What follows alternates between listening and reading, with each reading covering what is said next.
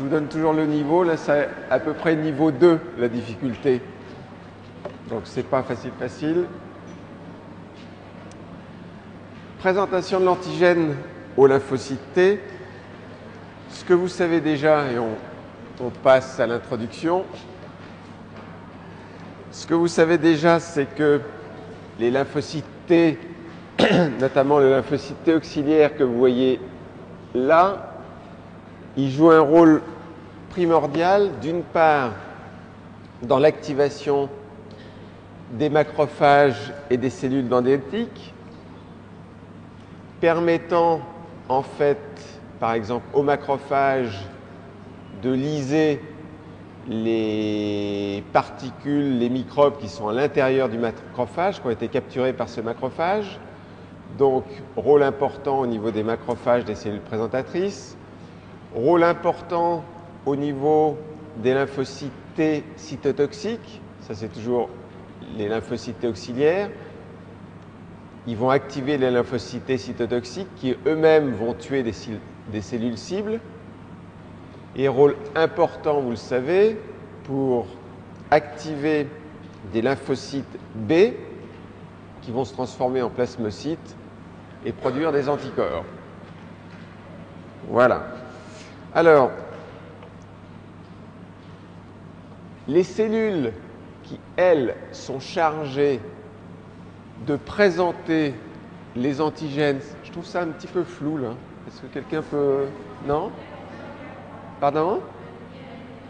C'est la lumière. Alors attendez, on va d'abord arrêter. Bien. Ce qui est important en fait, ça va être d'activer ces lymphocytes T auxiliaires notamment. Ce qui va être important, on est toujours au début de la phase de reconnaissance des antigènes. Ce qui va être important, c'est ce qui va se passer là. C'est-à-dire, ça va être cette phase de présentation en fait de l'antigène, soit par les macrophages ici, soit par les cellules dendritiques qui vont donc présenter aux lymphocytes T auxiliaires une petite partie de l'antigène. Donc, ce qu'on va étudier pendant 1 heure et peut-être même pendant plus d'1 heure, parce que c'est très important, c'est tout simplement cette phase-là. Cette phase de présentation de l'antigène, soit ici par des cellules présentatrices, aux lymphocytes T auxiliaires, soit ici par des cellules qui vont devenir des cellules cibles, des lymphocytes T cytotoxiques. Donc on va se concentrer en fait vraiment sur cette phase-là, cette phase de présentation. Jeudi prochain ou la semaine prochaine, on verra en fait la phase de reconnaissance par le lymphocyte. Mais là, on est vraiment à cette phase extrêmement cruciale de la présentation avec l'apparition d'une nouvelle cellule présentatrice d'antigènes. Maintenant, vous la connaissez.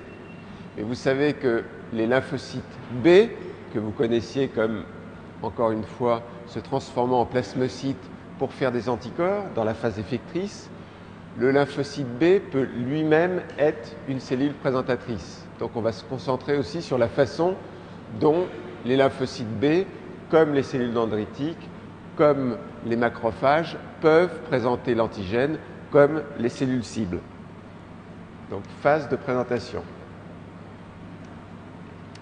Ici, vous avez une vue, pour vous rappeler simplement, une vue de ces fameux macrophages qui vont nous intéresser comme cellules présentatrices. Macrophages qui dérivent en fait des monocytes. À partir du moment où le monocyte va pénétrer, va sortir de la circulation pour pénétrer dans les tissus, il va se transformer en macrophage. Là, c'est des vues en microscopie électronique. Et vous avez ici une cellule dendritique qui a une forme tout à fait particulière avec justement ces dendrites que vous voyez. Alors, quelles sont les propriétés des antigènes reconnus par les lymphocytes T? Vous les avez déjà vues, ces propriétés, où on a distingué les antigènes reconnus par les lymphocytes T des antigènes reconnus par les lymphocytes B. Vous avez ça sur le tableau. Vous vous souvenez que la plupart des lymphocytes T ne reconnaissent simplement que des peptides. Ça veut dire que ce qui va leur être présenté, ce sont bien des peptides, alors que les lymphocytes B, vous vous souvenez, les voilà les lymphocytes B, ils sont eux capables de reconnaître des peptides, des protéines, des acides nucléiques, des sucres, des lipides, des petites molécules chimiques. On a vu tout ça la dernière fois quand on a regardé les antigènes. À partir du moment où les lymphocytes T ne sont capables de reconnaître que des peptides présentés par les cellules présentatrices, ça veut dire que les antigènes reconnus par les cellules T, c'est des antigènes qui doivent être apprêtés, processés en peptides à partir de protéines. On est bien d'accord avec ça?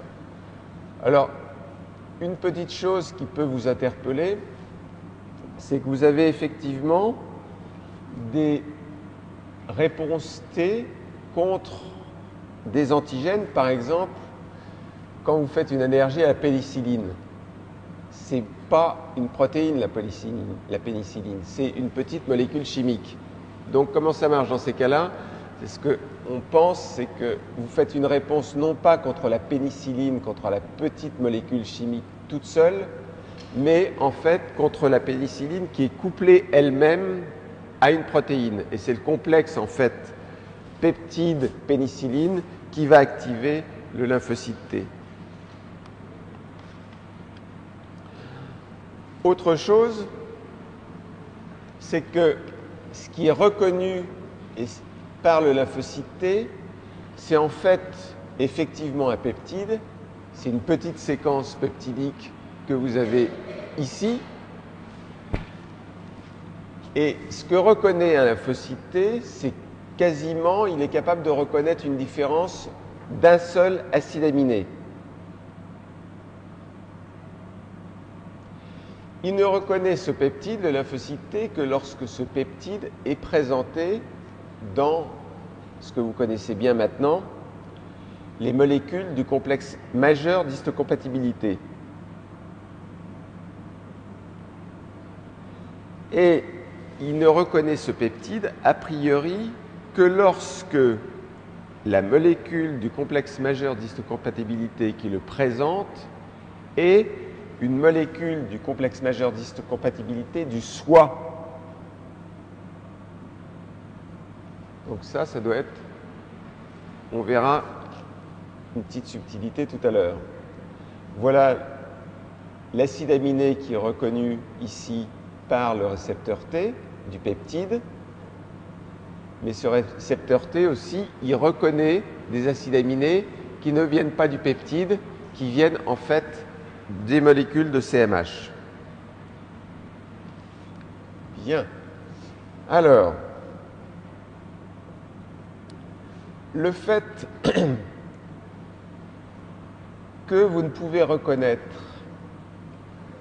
que des peptides qui sont présentés par vos propres molécules du CMH, ça a été démontré en fait par Rolf Zinkernagel et Peter Doherty, ce que l'on appelle la restriction par les molécules du CMH. Ça a fait, quand vous voyez une date en haut, c'est la date où ils ont obtenu le prix Nobel, donc encore un prix Nobel de plus, cette fois-ci, pour la restriction en fait de la reconnaissance par les molécules du CMH. Et comment ont-ils montré ça? Alors, vous avez l'expérience que l'on va regarder ensemble.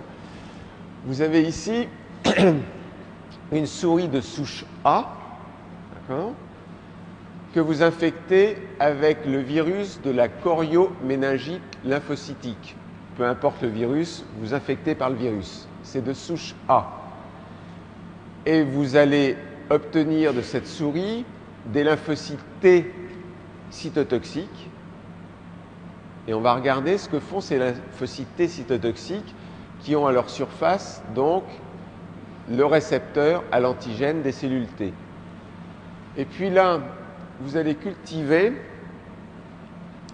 des cellules cibles, n'importe quelle, des lignées cellulaires qui vous viennent de la souris, et vous allez cultiver ces lignées qui vous viennent de la souche A de la souris, voilà, et des cellules cibles qui viennent d'une autre souche, la souche B.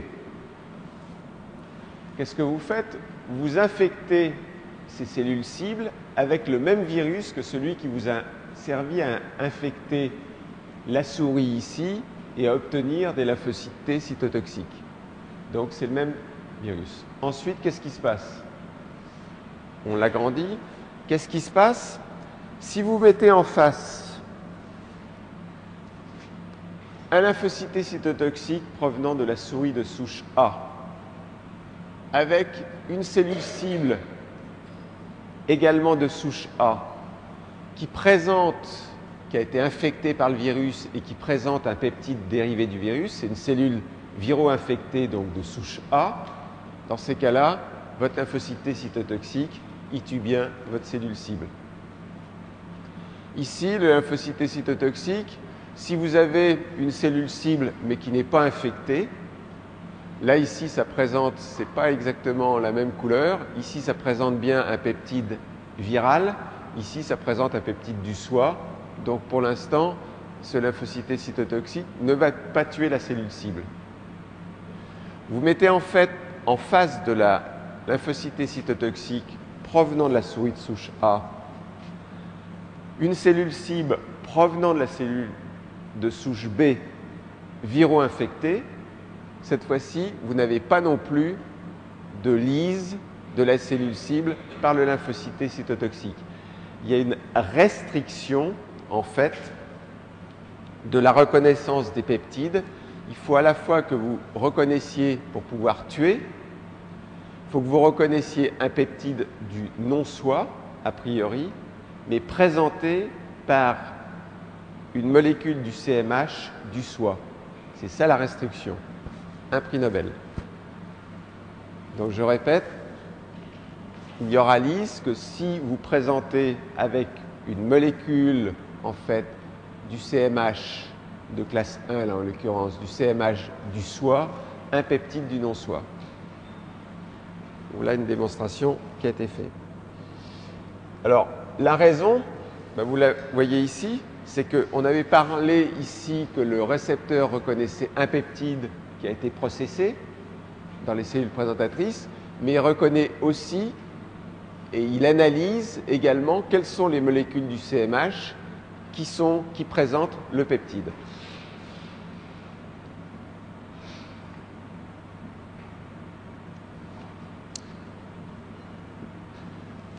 Autre chose, ce que vous savez déjà, non, tiens, on va en parler tout de suite, ça c'est intéressant. Vous dites, il y a quelque chose que je ne comprends pas, c'est qu'il y a tout de même une réaction, le rejet de greffe. Quand vous faites un rejet de greffe, c'est que vous rejetez en fait des cellules qui, justement, n'ont pas les mêmes molécules du complexe majeur d'histocompatibilité. Vous vous souvenez de ça? Donc, vous venez de nous expliquer que un lymphocyte T, ou une cellule T auxiliaire ou T cytotoxique, ça n'agit que lorsque ça reconnaît un peptide du non-soi présenté par un CMH du soi. Alors vous dites, comment se fait-il finalement que l'on ait des réactions de lymphocytes T cytotoxiques, de lymphocytes T auxiliaires contre du CMH du non-soi, puisque je viens de vous expliquer exactement l'inverse. Alors ça s'explique par la raison suivante. Regardez si c'est bien ça. Vous avez ici une molécule du CMH du non-soi. Mais qu'est-ce qu'elle fait? Elle présente en fait au récepteur T des acides aminés qui ressemblent furieusement à ce que présente en fait une molécule du CMH du soi avec un peptide du non-soi. C'est comme ça que l'on explique la reconnaissance, cette fois-ci allogénique. D'accord? Vous reconnaissez un CMH du non-soi parce que votre TCR, il avait été éduqué a priori pour ne pas reconnaître toutes les molécules qui étaient du soi. Bon. Là, ici, ce qui se passe, c'est que votre TCR, il va tout de même réagir parce qu'il pense, voilà, que le CMH, il est du soi et que ce CMH du soi, il présente une molécule du non-soi. Maintenant, ce qui est reconnu, c'est une molécule du CMH du non-soi. Ça va? Je vous disais que c'était de niveau 2. Donc vous amuserez en regardant les diapos sur intranet et en jouant avec ça. Bien. L'expérience que j'ai faite tout à l'heure avec mes souris qui étaient infectées par un virus, ça parlait en fait de la présentation de peptides du non-soi par des cellules cibles aux lymphocytes cytotoxiques.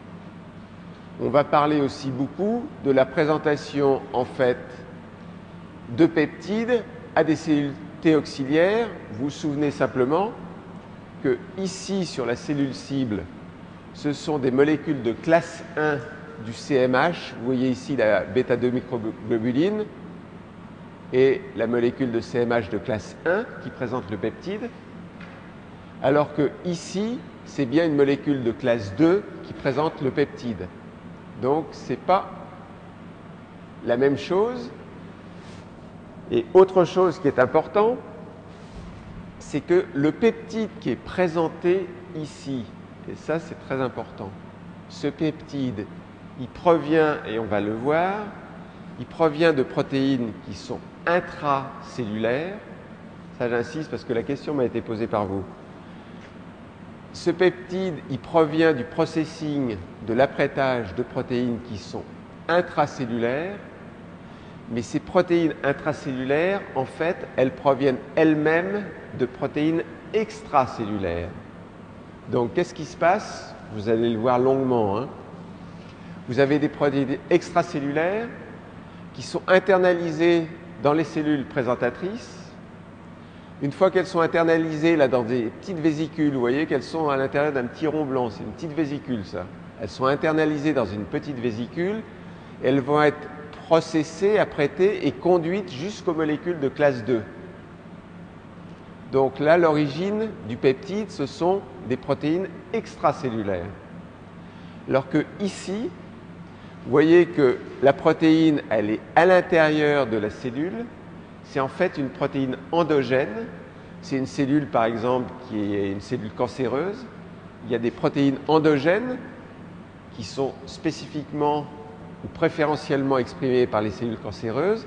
Et ce sont ces protéines endogènes qui vont être cette fois-ci apprêtées et présentées par les molécules de classe 1. Donc l'origine des peptides, ce n'est pas la même chose. Et les molécules qui les présentent, ce n'est pas la même chose non plus. Alors,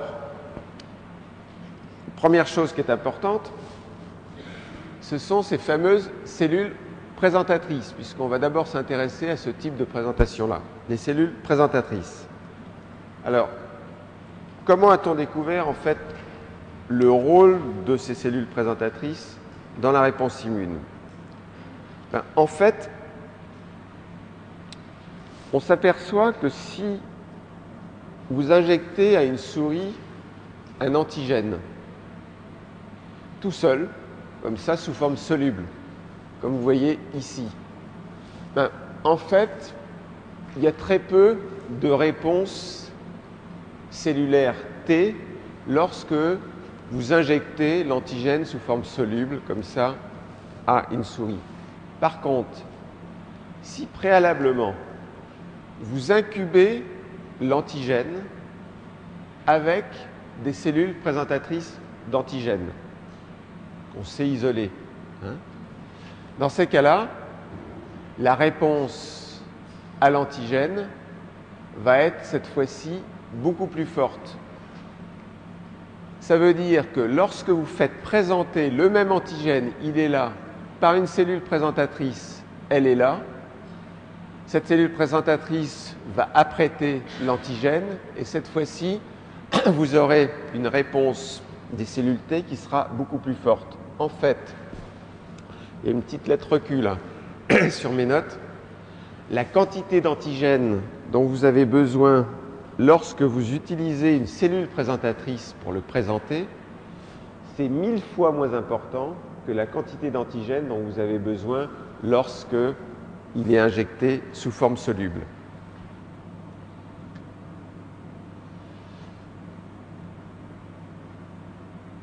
Bien.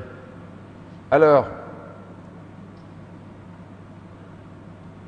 ces cellules présentatrices, vous pouvez les isoler parce que, on verra, elles sont présentes dans la peau, dans les poumons. Elles sont présentes également en faible quantité dans la circulation. Et ça a une application tout à fait pratique parce qu'on essaye pour faire des vaccins thérapeutiques contre les cancers. Il y a des vaccins qui sont à titre préventif, et puis il y a d'autres qui sont à titre thérapeutique. On essaye de vacciner des patients qui ont un cancer avec des antigènes de tumeur, et pendant très longtemps, ça n'a pas très bien marché, parce que justement, on injectait les antigènes de tumeur sous forme soluble. Et maintenant, ce que l'on dit, c'est beaucoup mieux d'injecter ces antigènes de tumeur présentés par des cellules dendritiques. Donc, qu'est-ce que l'on fait? C'est qu'en fait, on essaye de prélever les patients, on sort les cellules mononucléées du sang circulant, il y a les monocytes, on fait agir des cytokines pour faire expandre les cellules dendritiques que vous reconnaissez ici. Vous chargez ces cellules dendritiques avec des antigènes de tumeur et vous les réinjectez au malade. Donc cette idée de présentation en fait par les cellules dendritiques, ce n'est pas uniquement une vue de l'esprit, c'est quelque chose qui est utilisé en fait en pratique. Donc on fait de l'immunothérapie avec ces cellules dendritiques. Bien. Alors, ces cellules dendritiques, elles sont importantes, ou les cellules présentatrices de façon générale, parce que, d'une part, elles capturent l'antigène. Elles capturent l'antigène, et je viens de vous dire que ce qui va être apprêté, c'est un antigène extracellulaire. La première chose qu'il faut faire pour présenter cet antigène, c'est d'abord de le capturer. Donc, ces cellules dendritiques sont importantes parce qu'elles ont à leur surface, ici, des récepteurs. Par exemple, il y a des récepteurs qu'on appelle les récepteurs Toll-like, qui reconnaissent spécifiquement des microbes. Donc, vous avez des récepteurs spécifiques ou des récepteurs aux mannoses. Sur les bactéries, il y a des sucres. Donc, c'est pratique d'avoir différentes sortes de récepteurs, en fait, qui vont vous permettre de reconnaître un certain nombre d'agents pathogènes. Et une fois que vous les aurez capturés, vous allez faire l'apprêtage, c'est-à-dire que vous allez découper la protéine et ensuite vous allez présenter cet antigène. Mais une autre notion importante qu'il faut avoir, qui fait que ces cellules présentatrices, en particulier les cellules dendritiques, mais également les macrophages et également les lymphocytes B, il y a une chose qui est importante, c'est qu'elles ont, en particulier les cellules dendritiques, mais les autres également, elles ont des molécules costimulatrices. Donc les cellules présentatrices d'antigènes, non seulement elles présentent l'antigène, mais également elles ont le moyen, avec ces cellules, avec ces molécules costimulatrices, d'aller activer les lymphocytes T. Donc ce n'est pas uniquement le processus, l'apprêtage, c'est également donc l'activation. En plus de ça, ces cellules dendritiques ont d'autres molécules qui sont intéressantes à leur surface, c'est qu'elles ont ce qu'on appelle des récepteurs aux chimiokines. Alors, ces chimiokines, si vous avez des récepteurs aux chimiokines, ça veut dire que vous allez être attiré par des molécules qui sont les chimiokines, qui sont des molécules qui attirent les cellules. Eh bien, le fait que les cellules dendritiques ont des récepteurs aux chimiokines particuliers Vous allez avoir des chimiokines qui sont produites par exemple au niveau des ganglions lymphatiques. La cellule présentatrice d'antigènes qui a ce récepteur aux chimiokines qui sont dans le ganglion lymphatique, la cellule présentatrice va être naturellement, ou grâce à son récepteur aux chimiokines, attirée vers le ganglion. Donc ce système, c'est dommage, on ne fait pas de cours dessus alors que c'est très important, le système des chimiokines, récepteurs aux chimiokines, c'est tout le système qui vous permet ce que l'on appelle le trafic des lymphocytes dans la circulation. Pourquoi finalement les lymphocytes s'arrêtent dans la circulation? Pourquoi telle ou telle cellule va dans tel organe du système immunitaire? On va s'arrêter à un endroit précis. Une cellule du système immunitaire va s'arrêter à un endroit précis parce qu'il y aura sur cette cellule du système immunitaire des récepteurs aux chimiokines qui fait qu'à un moment donné, elle va s'arrêter là où la chimiokine est produite. Donc ça, c'est important. Alors, une fois que vous aurez la cellule dendritique ou le macrophage ou la cellule B qui a fait en fait l'apprêtage, le processing, vous allez pouvoir activer en fait les lymphocytes T. Alors, la cellule dendritique, elle active des lymphocytes T naïfs qui vont commencer à se multiplier. D'accord ? Le macrophage, ce qui est intéressant, c'est que le macrophage, il active un lymphocyte T plutôt effecteur. Là, vous avez une notion intéressante, c'est que la cellule dendritique, c'est plutôt une cellule présentatrice au début de la réponse immune, alors que le macrophage, il va plutôt agir au début de la réponse immune, mais également dans la phase effectrice. Donc là, le macrophage, il va activer un lymphocyte T effecteur et il va également, c'est lui qui va servir de cible. C'est-à-dire, il active la cellule qui va finir finalement par la tuer. D'accord ? Et là, le lymphocyte B, il active également plutôt des lymphocytes T effecteurs, c'est-à-dire la réponse immune a plutôt déjà démarré, et ces lymphocytes T effecteurs vont, eux, activer le lymphocyte B pour qu'il se transforme en plasmocyte.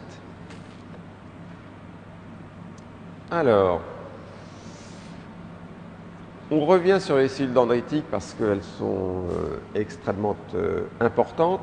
Alors, les cellules dendritiques, les macrophages et les cellules B, c'est ce qu'on appelle, alors ça dépend, c'est ce qu'on appelle des cellules présentatrices professionnelles. Mais de temps en temps, ce terme de cellules présentatrices professionnelles, on aime bien le réserver en fait uniquement aux cellules dendritiques parce que les cellules dendritiques, c'est leur rôle quasiment exclusif. Elles ne servent qu'à ça. Leur profession, c'est je présente l'antigène et j'active les lymphocytes T naïfs, point. Alors que les macrophages ont d'autres actions et les cellules B, bien entendu, vous savez qu'elles ne servent pas uniquement de cellules présentatrices d'antigènes. Alors, on va se focaliser sur les cellules dendritiques.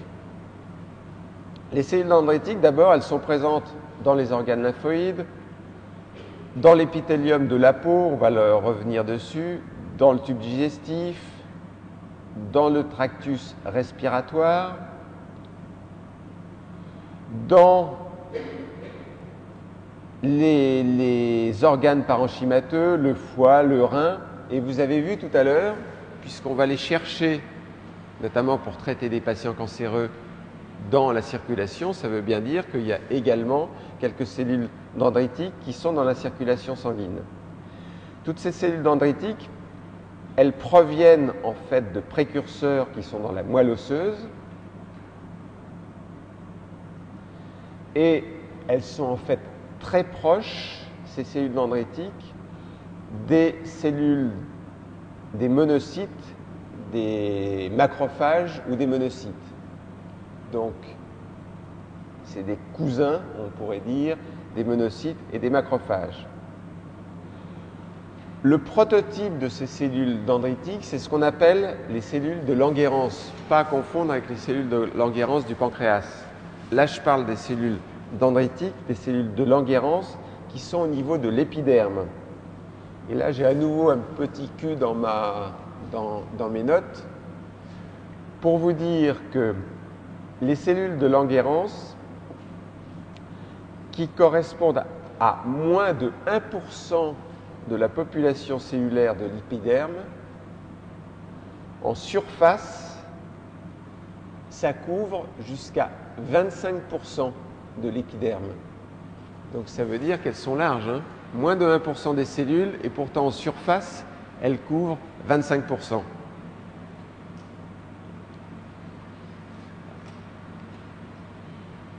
Alors, les voilà, ces cellules dendritiques. Là, elles ont des petites dendrites qui sont plus courtes. Ici, c'est de la microscopie électronique, donc vous avez eu plusieurs photos. Et là, vous voyez des choses qui sont différentes, c'est que vous voyez apparaître une notion importante, c'est que là, vous avez la cellule dendritique qui est au niveau de la peau, et c'est une cellule dendritique qui a un phénotype particulier qui est immature. Et puis, on va le voir, cette cellule dendritique, elle va maturer au contact de l'antigène, et quand vous la retrouvez au niveau d'un ganglion lymphatique, elle a un autre phénotype, qui est le phénotype mature. Phénotype immature, phénotype mature. Alors, au niveau de la peau, au niveau du tube digestif, au niveau de l'appareil respiratoire, vous les voyez ici, ces cellules dendritiques, par exemple au niveau de la peau, dans le tissu conjonctif. Vous avez ici un vaisseau lymphatique et vous avez ici un vaisseau sanguin. Alors, qu'est-ce qui se passe? Vous avez ici un microbe qui pénètre au niveau de la peau. Ces cellules dendritiques vont capturer en fait le microbe. Le microbe peut être aussi dans le tissu conjonctif et il va se passer deux choses. Soit le microbe, il rentre dans la circulation sanguine et il va arriver, on va le voir au niveau de la rate, soit il a été capturé par des cellules dendritiques, ici, il va dans la circulation lymphatique et il va ici arriver au niveau du ganglion. Donc ici, l'antigène, soit il va au niveau de la rate, soit il est capturé par des cellules présentatrices qui vont transporter en fait cet antigène au niveau des ganglions.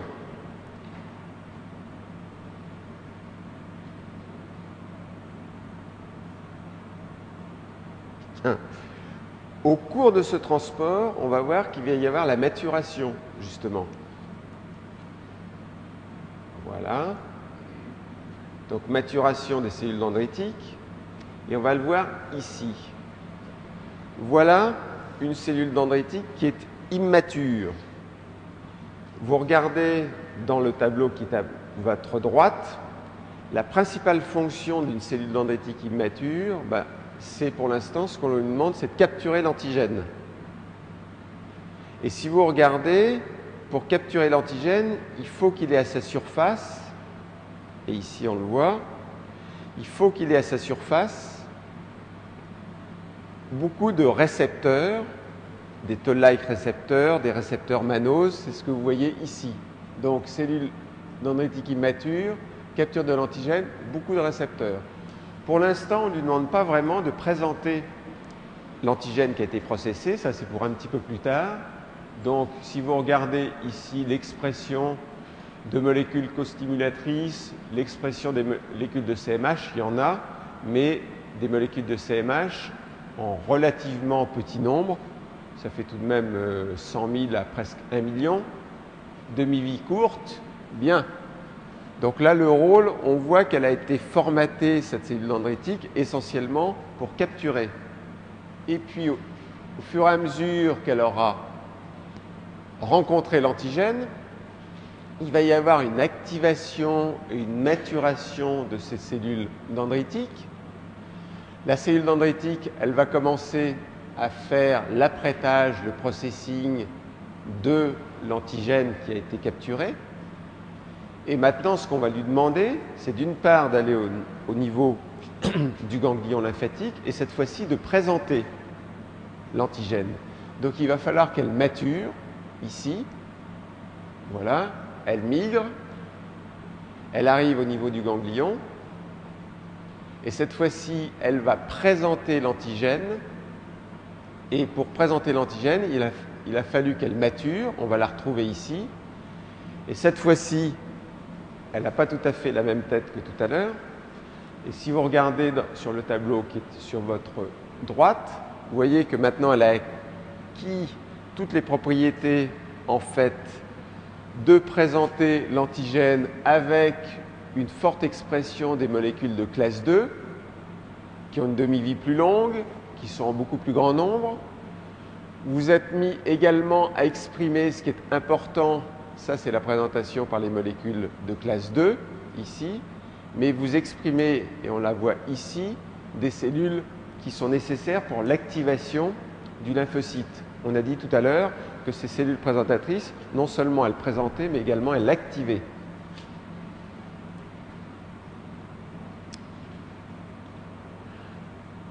Alors, une petite aparté, parce qu'on est dans le ganglion, mais souvent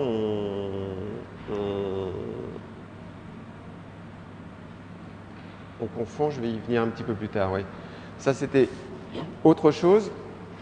Pour vous dire, tout à l'heure, on avait abandonné les antigènes qui étaient dans la circulation sanguine. En fait, ces antigènes, ils vont être processés au niveau essentiellement de la rate que vous voyez ici. Autre chose, puisqu'on est là, vous repérez aussi qu'il y a un certain nombre, en dehors des ganglions, il y a également un certain nombre d'organes secondaires du système lymphoïde, tels que les plaques de Peyer, par exemple au niveau du tube digestif, tels que les amygdales au niveau des voies aériennes supérieures, qui sont des organes lymphoïdes dans lesquels, comme dans les ganglions, les cellules dendritiques vont venir pour apporter leur antigène.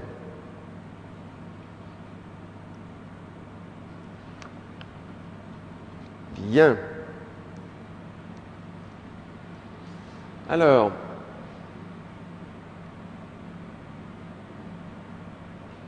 une autre chose qui est un petit peu particulière qu'on voit ici, c'est qu'on a parlé que ces cellules dendritiques, en fait, présentent des antigènes qui viennent en fait de protéines externes et les présentent aux lymphocytes T auxiliaires.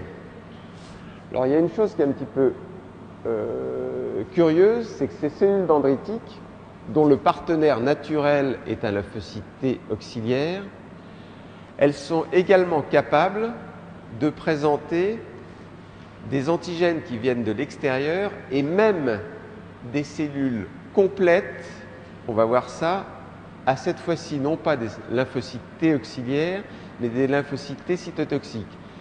Je me répète, pour l'instant, vous aviez un schéma qui était assez simple. Vous aviez les cellules présentatrices, les macrophages. Elles expriment à leur surface des molécules de classe 2 et elles vont aller activer un lymphocyte T auxiliaire. Et maintenant, je vous parle de quoi? Je vous parle qu'une cellule dendritique, elle va activer cette fois-ci une cellule T cytotoxique. Si elle active une cellule T cytotoxique, c'est qu'elle présente l'antigène via une molécule de classe 1 et non pas une molécule de classe 2. Alors vous dites, ça c'est bizarre ça. Ça c'est bizarre, c'est ce qu'on appelle la présentation croisée. C'est-à-dire que ces cellules dendritiques, qui encore une fois d'habitude processent une protéine externe et présentent un peptide par l'intermédiaire de molécules de classe 2, qu'est-ce que fait cette cellule dendritique? Elle est capable d'attraper une cellule cible infectée par un virus, par exemple, entière. Elle est capable de faire une présentation croisée c'est-à-dire d'attraper cette cellule cible entière, de digérer en fait les protéines de cette cellule cible et de présenter cette fois-ci des peptides processés à partir de cette cellule qu'elle vient d'avaler, de présenter ces peptides aux lymphocytes cytotoxiques. C'est ce qu'on appelle la présentation croisée. Ça, c'est une subtilité qui est un petit peu... On reviendra dessus, hein, mais présentation croisée, il faut se souvenir de ça. Autre chose aussi qui est un petit piège, c'est qu'il y a un mélange un petit peu dans les termes, c'est que vous avez effectivement dans les ganglions les cellules dendritiques que vous connaissez bien, qui sont venues de l'extérieur, elles viennent au niveau de la peau et avec leurs petites dendrites, avec leurs petites pattes, là, elles arrivent par les vaisseaux lymphatiques dans le ganglion. Ok. Mais à côté de ça, vous avez d'autres cellules dendritiques qui sont très différentes de celles dont je viens de vous parler, sauf on peut confondre parce qu'elles s'appellent, pour des raisons un peu historiques d'ailleurs, des cellules dendritiques folliculaires. Ces cellules dendritiques folliculaires, c'est des cellules dendritiques qui sont assez particulières, qui présentent, et qui c'est pas les mêmes que celles dont je viens de vous parler, qui vous présentent les antigènes dans le ganglion à des lymphocytes B qui ont été activés. Bien. On va revoir tout ça calmement avec la présentation de l'antigène à différents lymphocytes T effecteurs. Là, je reviens toujours sur mon schéma, toujours pour vous rappeler qu'on est essentiellement dans cette phase-là. Cellule présentatrice. Donc, je rappelle à nouveau, je le répète, en dehors de la présentation croisée, hein, les cellules présentatrices, elles présentent en fait l'antigène aux lymphocytes auxiliaires. D'accord ? Cette présentation, elle va être augmentée notamment par l'interféron gamma. Donc, qu'est-ce que je suis en train de vous dire? Je vous dis, on parle d'abord de la présentation par les cellules présentatrices d'un antigène aux lymphocytes auxiliaires. Mais ce que je vous dis, vous avez une augmentation des molécules de classe 2 par l'interféron gamma. Au départ, le macrophage, puisque lui, on parle de lui, macrophage, cellule présentatrice. C'est une cellule présentatrice, mais il est semi-professionnel, contrairement aux cellules dendritiques, parce que notamment au départ, il y a une assez faible expression des molécules de classe 2 à la surface des macrophages. Qu'est-ce qui se passe? Vous avez un microbe qui arrive. La cellule présentatrice qui était au repos, qui avait une faible expression des molécules du CMH, elle va tout de même, si vous regardez bien, il y a le processing qui se fait là. Voilà, le processing il se fait là, il apparaît, voilà. Vous avez toujours une cellule présentatrice, elle a été capable de commencer à processer, ce qui fait qu'elle a été capable tout de même de présenter un petit peptide aux cellules T auxiliaires. D'accord? Mais ce lymphocyte T auxiliaire, il va produire de l'interféron gamma. Cet interféron gamma, qu'est-ce qu'il va faire? Il va augmenter, vous voyez augmenter ici, l'expression des molécules de classe 2 sur cette cellule présentatrice. Cette cellule qui était au repos, qui avait une faible expression du CMH, elle se met à exprimer beaucoup de CMH. Ici, à la surface, vous en avez beaucoup plus que là. Si vous avez beaucoup de molécules de classe 2 du CMH, ça veut dire que vous pouvez présenter beaucoup plus d'antigènes. Là, voilà. On les voit apparaître. C'est beaucoup plus que tout à l'heure. Si vous comparez ici à là, on en présente beaucoup plus. Ça veut dire que si je présente beaucoup plus d'antigènes, je vais pouvoir activer beaucoup plus et de façon beaucoup plus forte les lymphocytes T auxiliaires qui finalement vont activer l'activité microbicide du macrophage pour, cette fois-ci, hop, tuer ici l'antigène. D'accord? J'ai vu des sourcils froncés. Ok, hop, ça tue. Bien. Donc, présentation de l'antigène à différents lymphocytes T. Là, on a vu une présentation, c'était les macrophages qui allaient présenter donc à des lymphocytes T auxiliaires. Là, on est sur des lymphocytes B qui vont présenter également à des lymphocytes T auxiliaires. Alors là, on va voir et on représentera, mais vous apercevez qu'il y a un double rôle de l'antigène. L'antigène ici, il se lie sur le lymphocyte B au récepteur de surface. D'accord? Donc ça, c'est le premier rôle de l'antigène. Mais l'antigène aussi, qui a commencé un petit peu à réveiller les lymphocytes B, mais pour l'instant, le simple fait qu'il ait reconnu un antigène à sa surface, ça ne lui fait pas encore grand-chose. Ce qu'il va faire aussi, c'est que le même lymphocyte B, il est capable également, capturant non seulement simplement de fixer l'antigène, mais également, regardez, il le capture et il présente le peptide.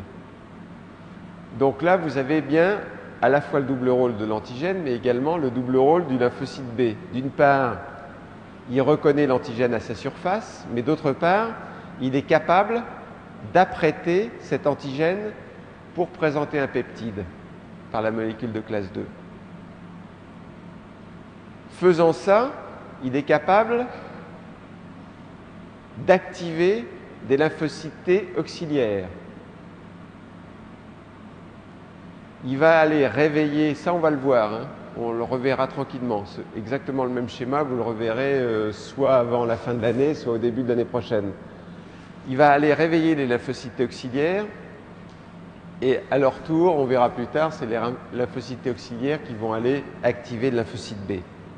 Mais là, vous voyez, à nouveau, il faut qu'il y ait une présentation en fait d'un peptide par une autre cellule présentatrice d'antigène qui est le lymphocyte B.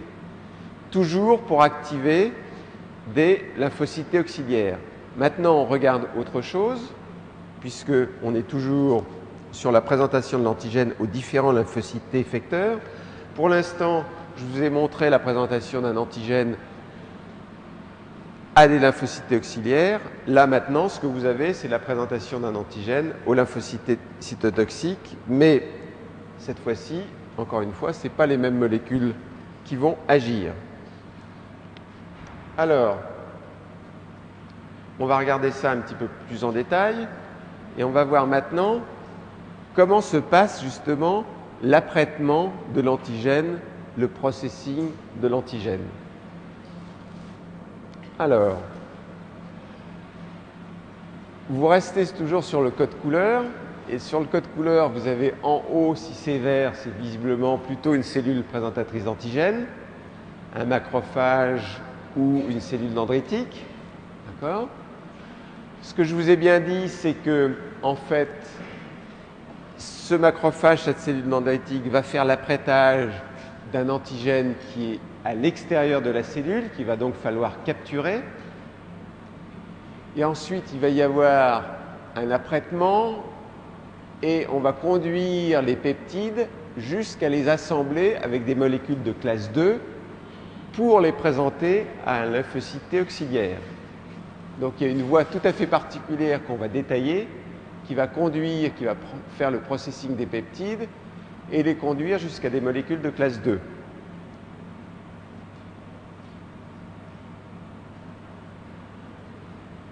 En bas, si on est en orange, c'est que c'est plutôt une cellule cible.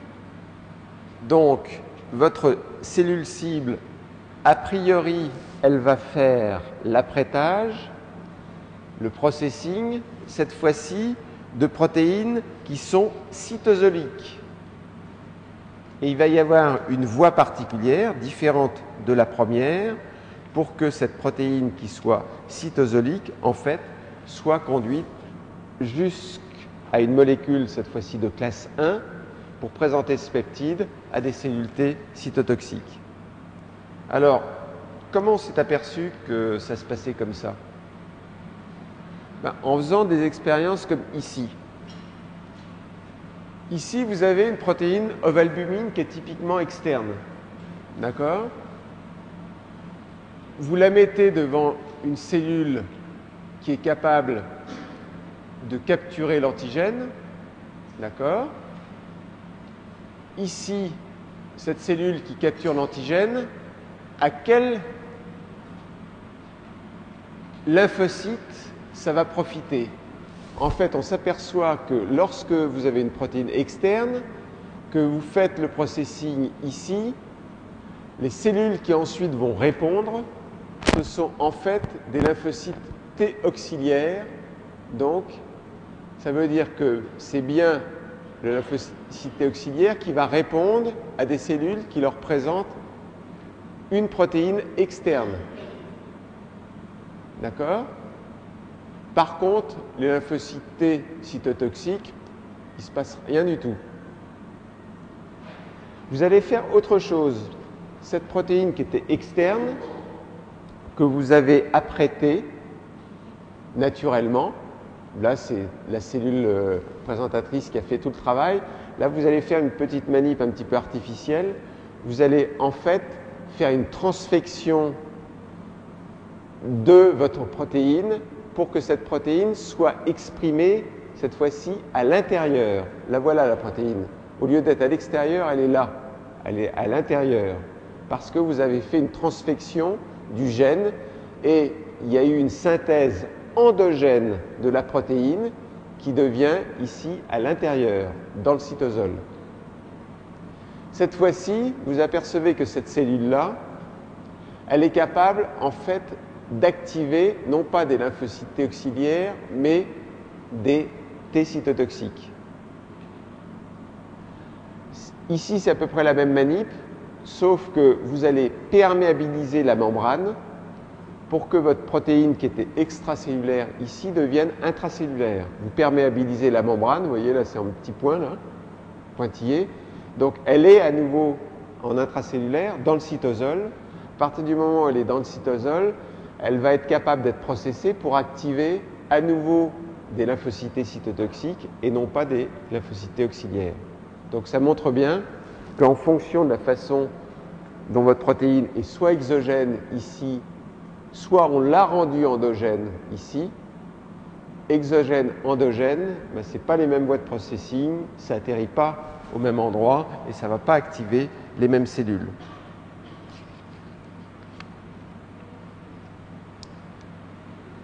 Alors, la première voie qu'on va voir, c'est la voie exogène. Donc, c'est des antigènes qui sont endocytés de l'extérieur pour pouvoir être présentés en fait par les cellules présentatrices. Alors, ça veut dire que je suis en vert, c'est une cellule présentatrice que je vais présenter à des lymphocytes T auxiliaires. Pour ça, j'ai besoin d'une part, ce sont des protéines extracellulaires, j'ai besoin d'une part de capturer avec des récepteurs de surface. Je vous ai parlé des récepteurs mannose, je vous ai parlé des toll-like récepteurs. Il y a des récepteurs également qui sont importantes pour des protéines du complément. Ça, vous pouvez le noter parce qu'on va le retrouver pour une protéine du complément qui s'appelle C3b. La protéine du complément, C3b, elle se lie à l'antigène. Et à partir du moment où ça se lie à l'antigène et où vous avez un récepteur pour C3b, ça veut dire que vous allez être capable de capturer l'antigène.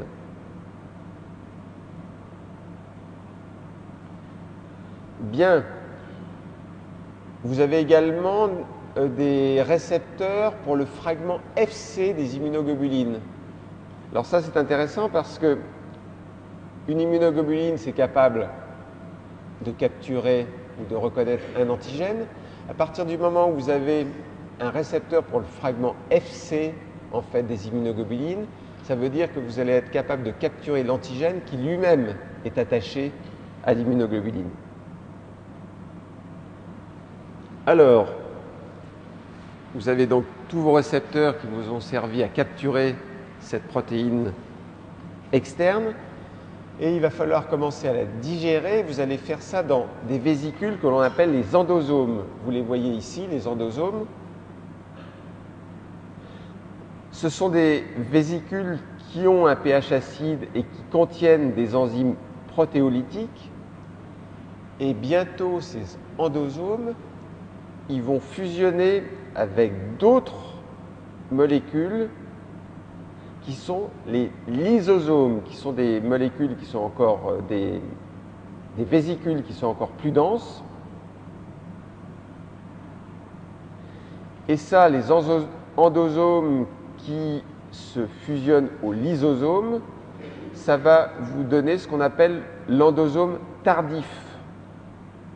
Alors, il y a des noms un petit peu particuliers parce que quand, par exemple, ce que vous allez absorber, lorsque vous absorbez en fait des microbes, à ce moment-là, l'endosome, on l'appelle le phagosome. Tiens, je m'aperçois que là, il va falloir que je corrige un petit quelque chose avant de vous mettre. C'est phagosome, hein, c'est pas phagosome, les omes, là j'ai. Donc c'est phagosome. Alors ce qui se passe, c'est que de temps en temps d'ailleurs, vous arrivez à attraper des microbes, mais vous n'arrivez pas à les digérer. Donc ça c'est embêtant, ça veut dire que votre cellule, elle va continuer à être finalement infectée, c'est une source d'antigènes. Alors, on regarde ici ce qui se passe. Ici, voilà, vous avez capturé endosome. Vous commencez à digérer les peptides ou les protéines. Plus c'est acide, plus vous êtes capable de digérer. Et la protéine, ici, elle est découpée avec des protéases. Et encore une fois, plus c'est acide, plus ça marche. Et vous arrivez là à peu près à des peptides qui sont encore relativement longs. Il va falloir que vous terminiez aux alentours plutôt de 8. Pour l'instant, non, je vous dis des bêtises là. Non, on est en classe 2, donc c'est assez long. Vous êtes à 24 acides aminés, à peu près 24 acides aminés. Donc là, ça va. Je retire ce que j'ai dit. Vous êtes déjà à une longueur qui est bien pour être présentée par des molécules de classe 2. C'est tout à l'heure pour les molécules de classe 1 où il va falloir que vous coupiez en plus petit.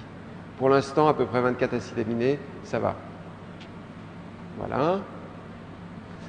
Vous communiquez avec les lysosomes et on se retrouve ici.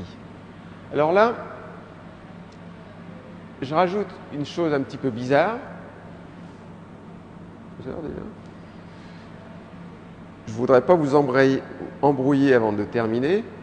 C'est que je viens de vous expliquer pendant 1 heure que c'était des protéines extracellulaires qui étaient processées dans les cellules présentatrices.